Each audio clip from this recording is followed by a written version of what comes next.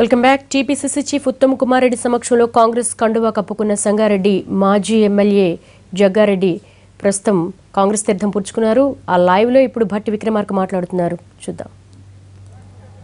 మాజీ మంత్రివర్యులు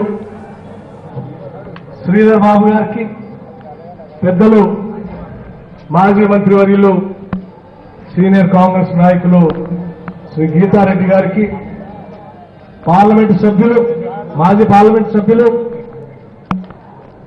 మెదక్ జిల్లా కాంగ్రెస్ కమిటీ అధ్యక్షులుగా పనిచేసినటువంటి మిత్రుడు సురేష్ శెట్కర్ గారికి, శాసన మండలి సభ్యులు మిత్రులు రంగారెడ్డి గారికి, మరో సోదరుడు జైపాల్ రెడ్డి గారికి,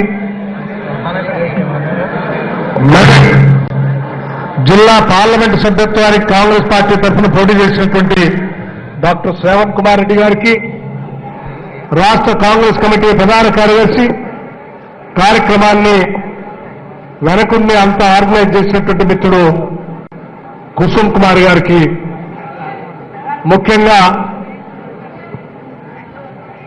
ఈనాటి కథానాయకుడు, వేలాది మంది ప్రజానికంతో తిరిగి కాంగ్రెస్ పార్టీలో చేరటానికి ఇచ్చేసినటువంటి చేరినటువంటి మిత్రుడు, ఆనాటి సంగారెడ్డి శాసనసభ్యుడు మిత్రుడు శ్రీ జగ్గారెడ్డి గారికి, ఆయన అభిమానులకి, స్నేహితులారా, మిత్రులారా, మీ అందరికి కూడా ముందుగానే హృదయపూర్వకమైనటువంటి నమస్కారాలు తెలియజేస్తా ఉన్నా. చాలా సంతోషం. దేశంలో కాంగ్రెస్ పార్టీకి ఎప్పుడు ఇబ్బందులున్నా, దేశంలో కాంగ్రెస్ పార్టీకి ఎప్పుడు అవసరం ఉన్నా మేము ఉన్నామని చెప్పేటువంటి మెదక్ జిల్లా వాసులారా, మీరంతా మరొక్కసారి ఈ రాష్ట్రానికి కాంగ్రెస్ పార్టీ అవసరం ఉంది, కాంగ్రెస్ పార్టీకి సంబంధించిన ప్రభుత్వ పరిపాలన అవసరం ఉంది, కాంగ్రెస్ పార్టీకి సంబంధించినటువంటి ఆశయాలతో కూడినటువంటి రాజకీయాలు ఈ రాష్ట్రానికి అవసరం ఉందని చెప్పి వేలాది మందిగా జగ్గారెడ్డి గారి నాయకత్వంలో తిరిగి కాంగ్రెస్ పార్టీలో చేరటానికి చేసినటువంటి మీ అందరికి కూడా హృదయపూర్వకంగా కాంగ్రెస్ పార్టీ కార్యనిర్వాహక అధ్యక్షుడిగా స్వాగతిస్తా ఉన్నాం. మనసారా మీ అందరికి కూడా అభినందనలు కూడా తెలియజేస్తా ఉన్నాం. స్నేహితులారా, ఈనాడు జగ్గారెడ్డి గారు కాంగ్రెస్ పార్టీలో చేరుతున్నటువంటి సందర్భంలో అఖిల భారత కాంగ్రెస్ కమిటీకి సంబంధించినటువంటి ప్రధాన కార్యదర్శి శ్రీ దిగ్విజయ్ సింగ్ గారు కూడా రావాల్సి ఉంది. వారే ఈ సమయాన్ని కూడా, డేట్ కూడా నిర్ణయించి మా అందరికి కూడా జగ్గారెడ్డి గారు కాంగ్రెస్ పార్టీలో చేరిక వల్ల పెద్ద ఎత్తున ఉపయోగం ఉంటుందని చెప్పి ఆలోచన చేసి ఈ సమయాన్ని కూడా కేటాయించడం జరిగింది. కానీ అనుకోని పరిస్థితుల్లో కొన్ని అత్యవసర పనుల వల్ల వారు విదేశాలకు వెళ్ళటం వల్ల ఈరోజు రాలేకపోయారని చెప్పి ప్రత్యేకంగా మీ అందరికి కూడా తెలియజెప్పని వారు ప్రత్యేకంగా చెప్పడం జరిగింది. అందుకే స్నేహితులారా, దిగ్విజయ్ సింగ్ గారు కానీ, కుంతియా గారు కానీ, రాష్ట్ర కాంగ్రెస్ కానీ, జిల్లా కాంగ్రెస్ కానీ అందరూ మనస వాచ శ్రీ జగ్గారెడ్డి గారిని కాంగ్రెస్ పార్టీలోకి ఆహ్వానిస్తా ఉన్నారు, స్వాగతిస్తా ఉన్నారు.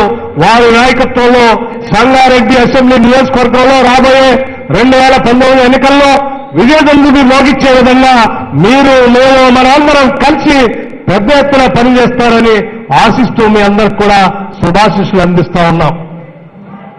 స్నేహితులారా, ఇప్పుడే పెద్దలు చెప్పినట్టు మనమందరం పోరాడి మన నాయకత్వానికి చెప్పి వారి ఆశీస్సులు తెచ్చుకున్నటువంటి తెలంగాణ రాష్ట్రంలో మాయ మాటలతో, మోసపూరితమైనటువంటి మాటలతో, రకరకాలైనటువంటి వాగ్దానాలు చేసినటువంటి కేసీఆర్ గారు అధికారంలో కూర్చొని ఏ ఒక్క వాగ్దానాన్ని కూడా ఈ రాష్ట్రంలో ఈనాడు అమలు చేయకుండా ఈ రాష్ట్ర ప్రజానికాన్ని అవహేళన చేస్తున్నటువంటి పరిస్థితి కూడా ఈరోజు మనం ప్రత్యేకంగా చూస్తూ ఉన్నాం.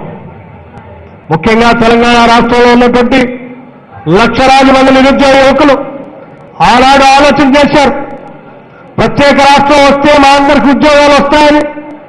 ఆ ఆశతో వాళ్ళు పోరాటం చేస్తా ఉంటే వాళ్ళ మధ్యలోకి వెళ్ళి మీ అందరికీ ఇంటికి ఉద్యోగం ఇస్తారని చెప్పాడు. కేసీఆర్ వస్తే నిజమేనేమో ఇంటికో ఉద్యోగం ఇస్తాననేటువంటి ఆశతో ఈ రాష్ట్రంలో ఉన్నటువంటి లక్షలాది మంది నిరుద్యోగ యువకులు కేసీఆర్ గారికి ఓటేశారు. కానీ పాపం ఈనాడు అదే విద్యార్థులు సంవత్సరం దాటిన తర్వాత ఈ రాష్ట్రంలో మా ఉద్యోగాలు ఏమైనాయి అని చెప్పి రాష్ట్ర ప్రభుత్వానికి సంబంధించిన సచివాలయంలో కూర్చున్న ముఖ్యమంత్రిని కలుద్దామని బయలుదేరితే యావత్ పోలీసు యంత్రాంగాన్ని అంతని కూడా వాడి కనీసం ఉస్మానియా యూనివర్సిటీ బయటకు కూడా రానియకుండా దిగ్బంధం చేసి లాఠీలతో కొడుతున్నటువంటి దుశ్చర్యలు చూస్తా ఉంటే తెలంగాణలో ఉన్నటువంటి నిరుద్యోగ యువకుల ఆశలు ఏ రకంగా అడిగట్టిపోయే సందర్భంగా మనం చేస్తా ఉన్నాం. అదే స్థాయిలో ఈ రాష్ట్రంలో ఉన్నటువంటి వ్యవసాయం చేసుకున్నటువంటి రైతాంగ సోదరులు కూడా పెద్ద ఎత్తున ఆశించారు. తెలంగాణ వస్తే ఆ వచ్చినటువంటి తెలంగాణలో పెద్ద ఎత్తున బంగారు భవిష్యత్తు ఉంటుందని ఆశించి తెలంగాణ ప్రజానికం అంతా కేసీఆర్కు ఓటేస్తే ఆయన అధికారంలోకి వచ్చిన సంవత్సర కాలం నుంచి పరిపాలన చూస్తా ఉంటే అసలు బంగారు భవిష్యత్ తర్వాత దేవుడు అసలు ఈ రాష్ట్రంలో భవిష్యత్తు ఏమున్నదనేటువంటి బాధతో ఈ రోజు రాష్ట్రంలో ఉన్నటువంటి రైతాంగ సోదరులంతా కూడా ఆత్మహత్యలు చేసుకుంటున్నారు. ₹1,00,000 రుణమాఫీ అన్నాడు. లోతుగా లెక్కలు కట్టి ఒక్కసారి చూస్తే ఈ రాష్ట్రంలో ఉన్నటువంటి 36 లక్షల మంది అకౌంట్దారులందరికీ కూడా రైతాంగ సోదరులందరికీ కూడా ₹1,00,000 రుణమాఫీ చేస్తా అని చెప్పి చివరికి 17,240 కోట్ల రూపాయల లెక్క చూపించి దానికి కూడా 25% రుణం ఇస్తా అని చెప్పి మాఫీ చేస్తారని చెప్పి సంవత్సరానికింత అని 5 సంవత్సరాలు దఫాలుగా పంపిస్తా ఉంటే పాపం ₹1,00,000 రుణమాఫీ చేస్తున్నాడు కదా అని రెగ్యులర్ గా కట్టుకునేటువంటి రైతులు కూడా ₹1,00,000 రుణమాఫీ వస్తుందని కట్టుకోకుండా ఉంటే ఈ రోజు ఆనాడు కాంగ్రెస్ ప్రభుత్వాలు ఇచ్చేటువంటి పావలా వడ్డీ రుణం కోల్పోయారు. అసలు వడ్డీ లేకుండా వచ్చే రుణం కోల్పోయారు. చివరికి 7% వచ్చేటువంటి రుణం కోల్పోయారు. అంతిమంగా 5 సంవత్సరాలు సీజన్ మారుతా ఉంది కాబట్టి రెగ్యులర్ గా కట్టట్లేదు కాబట్టి 7% నుంచి 12%, 12% నుంచి 14% అంతిమంగా 5 సంవత్సరాలకి వడ్డీలు లేదా వడ్డీలు లెక్క కడితే చివరికి ఇచ్చేటువంటి 17,240 కోట్ల రూపాయలు ఈ 36 లక్షల మంది రైతాంగ సోదరుల అకౌంట్లో వేస్తే కూడా చివరికి వడ్డీకే సరిపోతా ఉన్నాయి. ఆ అసలు ₹1,00,000 మాత్రం ఆ రకంగానే బ్యాంకుల్లో రైతుల పేరు మీద ఆ అప్పుల్లాగానే ఉన్నాయి. 5 సంవత్సరాలు అప్పులు బ్యాంకుల నుంచి తీసుకునేటువంటి పరిస్థితి లేదు. ఈ 17,240 కోట్ల రూపాయలు 36 లక్షల మంది రైతు సోదరుల మీద అకౌంట్లు అట్లాగే ఉన్నాయి. ఇవి రెగ్యులర్ గా కట్టట్లేదు కాబట్టి బ్యాంకులు రుణాలు ఇచ్చే పరిస్థితి లేదు. బ్యాంకులు రుణాలు ఇవ్వట్లేదు కాబట్టి తప్పనిసరి పరిస్థితిలో సీజన్ గా ప్రతిసారి వడ్డీ వ్యాపారస్తుడి దగ్గరికి అప్పు తీసుకోవాల్సినటువంటి పరిస్థితి ఏర్పడింది. ఆ అప్పు ₹3, ₹4 అప్పు తెచ్చుకుంటే ప్రతి సంవత్సరం ₹1,00,000 పైన యావరేజ్ ₹3 లెక్క వడ్డీ వేసుకుంటే 5 సంవత్సరాల కల్లా 36 లక్షల మంది రైతుల లెక్క చూస్తే దాదాపు 38,000 కోట్ల రూపాయలు అదనంగా ఈ రాష్ట్రంలో ఉన్నటువంటి రైతాంగ సోదరులు వడ్డీ వ్యాపారస్తుల దగ్గరికి వెళ్లి వడ్డీ మీద వడ్డీ తీసుకొని వచ్చి ఈ 36 లక్షల మంది రైతులు వడ్డీ వ్యాపారస్తులకి 38,000 కోట్ల రూపాయలు అదనంగా కట్టే పరిస్థితి ఈ రాష్ట్రంలో ఏర్పడింది. ఈ 17,240 కోట్లు కాకుండా అదనంగా 38,000 కోట్ల రూపాయల అదనంగా ఈ రాష్ట్రంలో రైతులు కట్టాల్సిన పరిస్థితి ఏర్పడింది. అంతిమంగా దాదాపు 60,000 కోట్ల రూపాయలు 5 సంవత్సరాలు పూర్తయ్యే లోపల ఈ రాష్ట్రంలో రైతులు వడ్డీ వ్యాపారస్తులకు అటు బ్యాంకులకు కట్టాల్సినటువంటి దుస్థితి ఈ కేసీఆర్ గారి పరిపాలనలో ఈరోజు తెలంగాణ రాష్ట్రంలో ఉన్నటువంటి రైతాంగ సోదరులు ఎదుర్కోవటం వల్ల దాన్ని తట్టుకోలేక ఈరోజు రాష్ట్ర వ్యాప్తంగా మొదటి సంవత్సరంలోనే దాదాపు 1000 మంది పైబడి ఆత్మహత్యలు చేసుకున్నారు.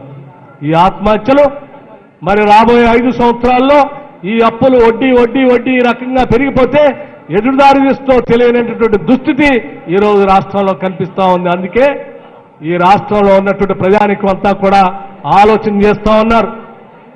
తెచ్చుకున్నటువంటి ఈ తెలంగాణలో తిరిగి కాంగ్రెస్ పార్టీని అధికారంలో తెచ్చుకుంటే తప్ప మనం క్షేమంగా ఉండమని ఆలోచన చేశారు. కాబట్టి ఈనాడు ఇంత పెద్ద ఎత్తున ముఖ్యమంత్రి గారు జిల్లాకు సంబంధించినటువంటి మెదక్ నుంచే కొన్ని వేల మంది కాంగ్రెస్ పార్టీ ఆఫీస్కి తరిల్ రావటం జరిగింది.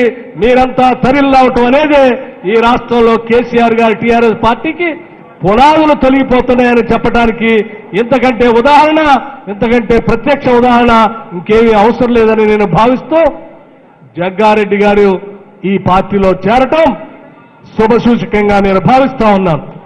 ఈ సందర్భంగా సభావేదిక నుంచి ఒకటే మాట, ఈ రాష్ట్రంలో ఉన్నటువంటి 50 మంది నాయకులకి, ఆనాడు గతంలో కాంగ్రెస్ పార్టీలో అనేక సంవత్సరాలుగా పనిచేసినటువంటి అనేక మంది నాయకులకు కూడా సభావేదిక మీద నుంచి ఒకటే విజ్ఞప్తి చేస్తా ఉన్నాం. మనం తెచ్చుకున్నటువంటి తెలంగాణ రాష్ట్ర ప్రజానికాన్ని, సమాజాన్ని కాపాడుకోవాలంటే తప్పనిసరిగా కాంగ్రెస్ పార్టీ నాయకత్వంలో ప్రభుత్వాలు ఏర్పడితే తప్ప ఈ తెలంగాణ నిర్మాణం అద్భుతంగా జరగదు. కాబట్టి మీ అందరికి కూడా మనస్ఫూర్తిగా స్వాగతం పలుకుతూ ఉన్నాం, ఆహ్వానిస్తా ఉన్నాం. పార్టీ నుంచి వివిధ జిల్లాల్లో బయటికి పోయినటువంటి వాళ్ళందరూ కూడా తిరిగి కాంగ్రెస్ పార్టీలో చేరండి. తద్వారా కాంగ్రెస్ పార్టీ ద్వారా తెచ్చుకున్నటువంటి తెలంగాణ నిర్మాణాన్ని పెద్ద ఎత్తున చేద్దామని చెప్పి సవినయంగా మీ అందరికీ మనవి చేస్తూ మరొక్కసారి హృదయపూర్వకమైనటువంటి అభినందనలు తెలియజేసుకుంటూ సెలవు తీసుకుంటూ ఉన్నాను. జై హింద్.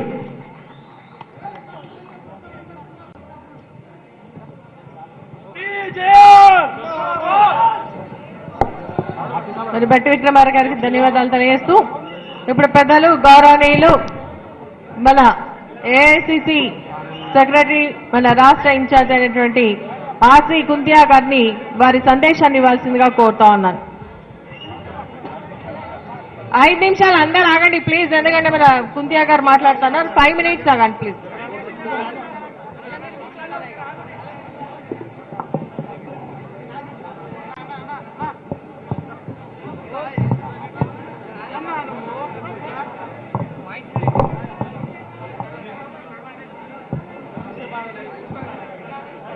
परम आदरणीय अध्यक्ष जी, Medak district president madam Sunita Laxma Reddy garu, मंच पे उपस्थित कार्यकारी अध्यक्ष भट्टी विक्रमादित्य गारू,